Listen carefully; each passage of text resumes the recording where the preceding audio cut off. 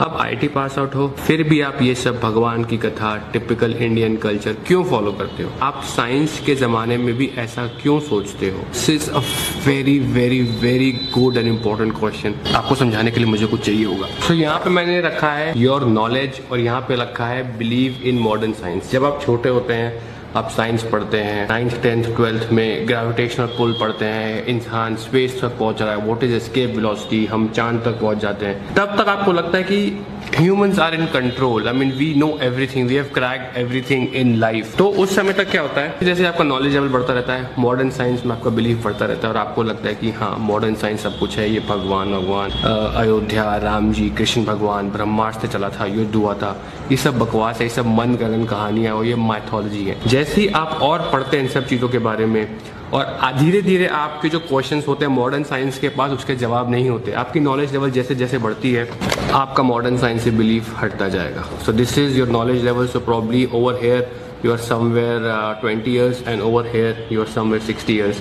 You will start not believing in modern science. This is my graph. Do you agree with it? मुझे तो लगता है actually मैं modern science ने ना hardly 1% of what the truth is find out किया अब तक। जो मॉडर्न मेडिकल साइंस थी उससे हजारों साल पहले हिंदुस्तान में सर्जरी होती थी, ब्रेन सर्जरी होती थी। जो हिप्पोक्रेटिस है मॉडर्न साइंस के पितामह, उससे कई सालों पहले तक हमारे देश में ऐसी किताबें थी जो संस्कृत में थी। वेदास बोलते हैं, वेदास एक ह्यूमैनिटी को गिफ्ट थे। जैसे हर चीज की एक ऑपरेटिंग प्रोसीजर होता है, तो Vedas were operating procedure about life, about humans, how we should conduct our life on this planet. और उसमें बहुत सारी साइंस है। जो न्यूक्लियर बॉम्ब जिन्होंने इन्वेंट किया था, ऐसा बोलते हैं कि गीता में बहुत सारी साइंटिफिक चीजें छुपी हुई हैं। गीता में एटम्स और प्रोटॉन्स के बारे में दिया हुआ है, गीता में ब्रह्मास्त्र के बारे में बहुत सारी जानकारियां दी हुई हैं। एटॉमिक बॉम्ब का इन्वेंशन किया था वो गीता पढ़ते थे। और ऐसा बहुत सारा मैंने डेटा पढ़ा है और देखा भी है कि जो बहुत सारे इन्वेंशंस हुए हैं दुनिया में, हिंदुस्तान में इन्वेंशंस पहले हो चुके थे। संस्कृत में उनका उल्लेख भी है, हमारे पुराणों में उनका उल्लेख भी है। तो बहुत सारे लोगों ने उन उल्लेखों से पढ़ पढ़ के ही इन्वेंशंस किए।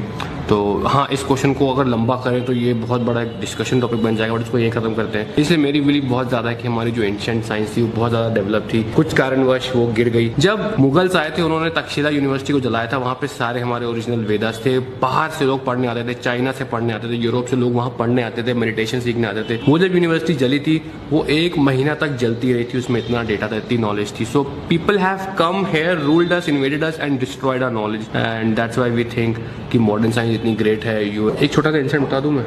एक अंग्रेज थे, एक किसी राजा ने उनकी नाक काट दी थी युद्ध में। ये अंग्रेजों के टाइम की, तो आई एम नॉट टॉकिंग बहुत पहले, 300-400 साल पहले की बात है। वो नाक छुपा के किसी गांव में जा रहा था। तो गांव में किसी बंदे ने देखा, क्या हो गया तुमको?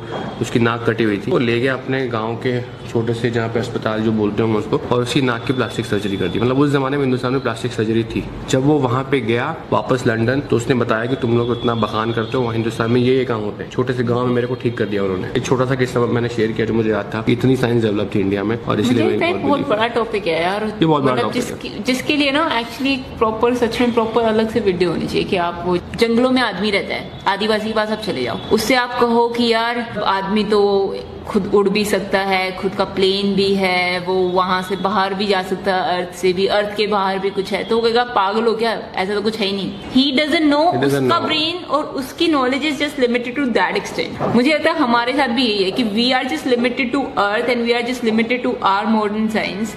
आप दोनों के